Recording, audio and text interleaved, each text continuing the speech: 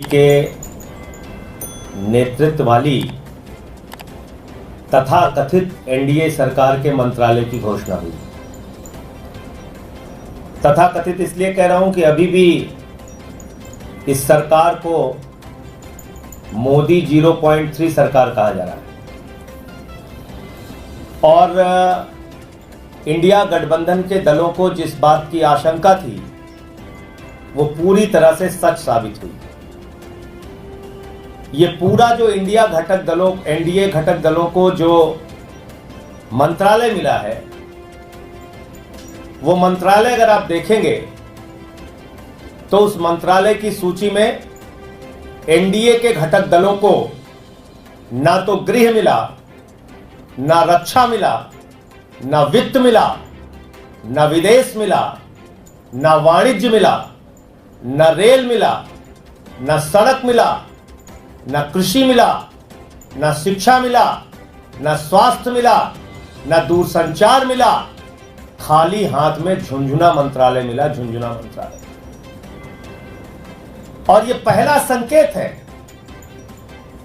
Bharatiya Janata party ने साफ तौर पे संकेत दिया है कि जो उनकी प्रवृत्ति है, कार्य करने की शैली है, अपने घटक दलों को धीरे धीरे करके समाप्त करना, खत्म करना, उनको अपमानित करना, उनकी ताकत को समाप्त करना, मंत्रालय के बंटवारे के बाद इसकी शुरुआत हो गई है।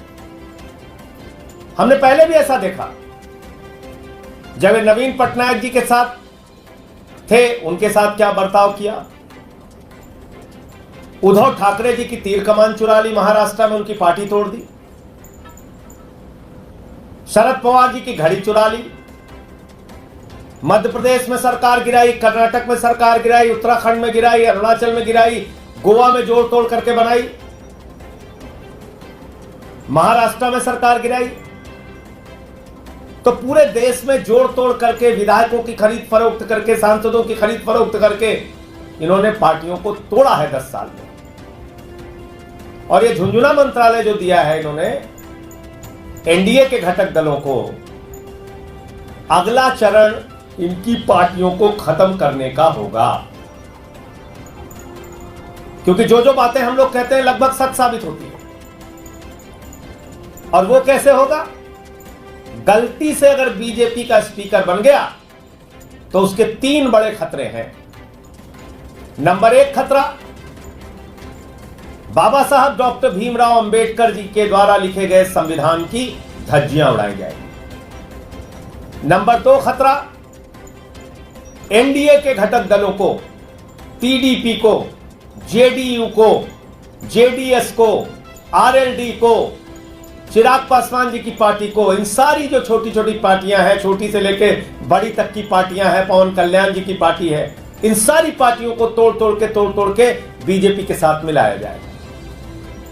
और तीसरा, कोई भी मनमाना बिल सरकार लेके आएगी और जो भी सांसद आवाज उठाएगा, मार्शल से उसको बाहर फेंकवा दिया जाएगा। भारतीय संसदीय इतिहास में 150 सांसद पहली बार मोदी जी की सरकार ने निलंबित किया था।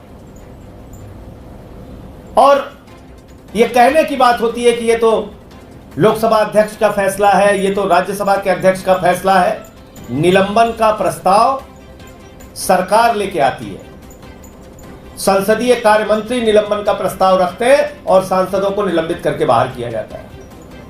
और कम से कम एक विषय में मेरी सलाह जरूर माननी चाहिए सांसदों को, क्योंकि सबसे ज्यादा भुक्तभोगी निलंबन की कार्रवाइयों का और मार्शल के द्वारा बाहर फेंके जाने की कार्रवाइयों का मैं रहा हूं। बीजेपी वाले चिल्ला चिल्ला के कहते हैं 56 बार बेल में गए 6 साल के अंदर।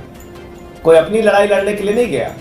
जनता के मुद्दे उठाए, कभी किसान के सवाल, कभी नौजवान के सवाल, कभी पहलवान के सवाल, कभी मणिपुर के सवाल, कभी शिक्षा मित्र के सवाल, कभी ओल्ड पेंशन के सवाल, और मुझे निलंबित किया गया, बाहर किया गया।